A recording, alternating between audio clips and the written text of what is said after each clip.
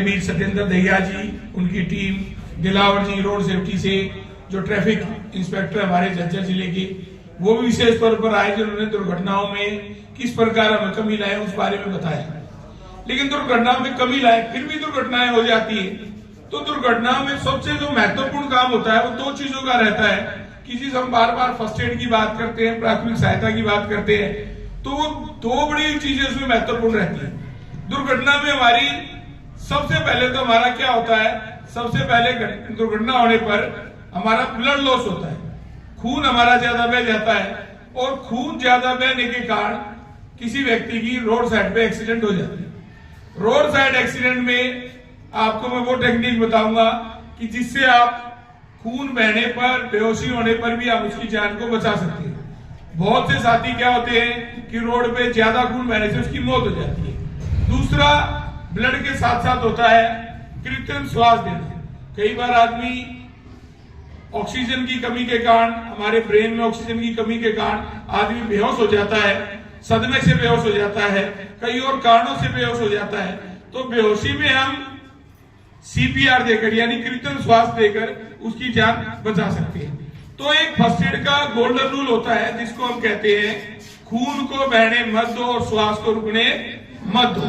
तो सबसे पहले अगर कहीं कोई एक्सीडेंट होता है तो हमारा सबसे पहला काम होता है उसके खून को रोकना। तो खून रोकने के लिए जैसे आपको पता है बेटा कि खून जो होता है एक स्वस्थ व्यक्ति में लगभग 5 लीटर होता है और 5 लीटर के अंदर से अगर 2 लीटर खून बह जाता है तो उसकी मौत हो जाती है। तो हमारा सबसे पहला काम होता है खून को रोकना। तो जब हम किसी के खून को रोकते हैं तो बेटा खून रोकना बड़ा आसान होता है। इसके 4 बड़े सिंपल से तरीके हैं। सबसे पहला तरीका होता है जिसको हम बोलते हैं डायरेक्ट फोर्स, सीधा दबाव। मान लो मेरे यहाँ हाथ पर खून बह रहा है, उदाहरण दे रहा हूं आपको, या कहीं भी शरीर में खून बह रहा है, आप उस पर क्या करेंगे, सीधा दबाव डालेंगे।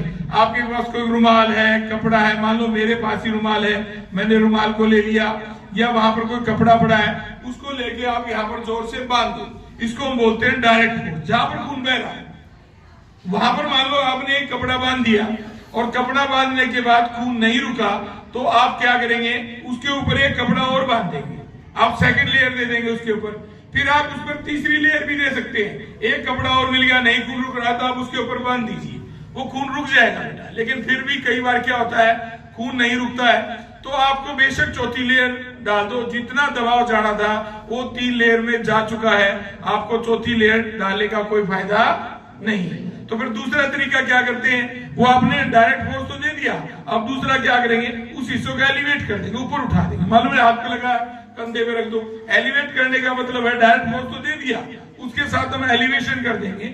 एलिवेशन का मतलब है कि हमने उससे दिल, क्योंकि खून की सप्लाई कहां से हो रही है, दिल से हो रही है, जब दिल से ऊपर कर देंगे तो उसमें खून रुक जाएगा।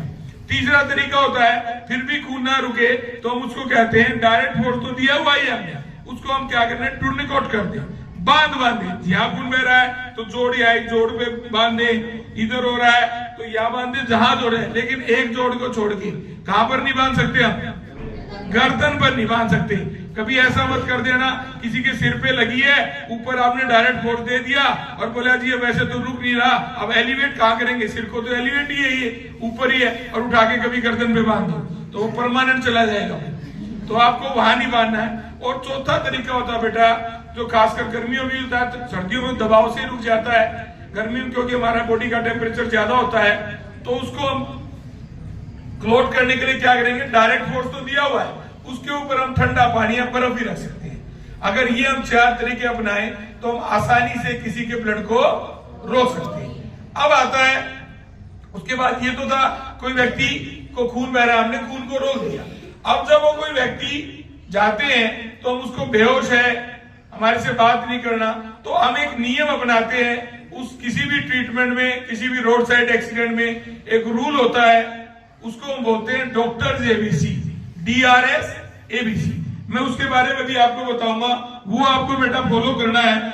उसमें वैसे तो ये जो भी व्यक्ति होता है उसको हम जमीन पर रखते हैं, जमीन पे लेटाते हैं, कभी किसी हार्ड सरफेस पे ऊपर हो, क्योंकि जो हम CPR देते हैं तो उसके लिए हार्ड सरफेस चाहिए।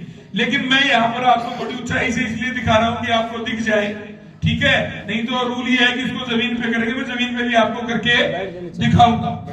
तो इसमें डॉक्टर जेबीसी में सबसे पहला तरीका होता है बेटा, जब हम पेशेंट के पास जाते हैं तो डी का मतलब होता है डेंजर। हम सबसे पहले ये देखेंगे कि वो पेशेंट कहीं खतरे में तो नहीं है। अगर खतरे में है तो बेटा पहले उसको खतरे से दूर करेंगे। अगर हम खतरे में हैं तो हम खुद को खतरे में नहीं डालेंगे।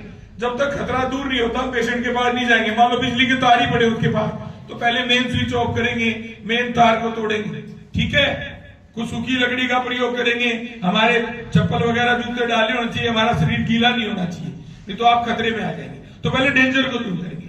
डेंजर करने के बाद बेटा दूसरा तरीका होता है, रूल आता है आर का मतलब होता है रिस्पॉन्स। हम उस पेशेंट का रिस्पॉन्स देखेंगे। रिस्पॉन्स में हम 4 चीजें देखते हैं बेटा, इसको हम बोलते हैं AVPU। ए का मतलब होता है अलर्ट। मैं उसके पास जाऊंगा, अगर मैं बोलता हूं हेलो हेलो हाँ जी, हमारे को रिस्पॉन्स नहीं दे रहा, तो तुरंत मैं दूसरा तरीका बनाऊंगा, उसको हम बोलते हैं वॉइस।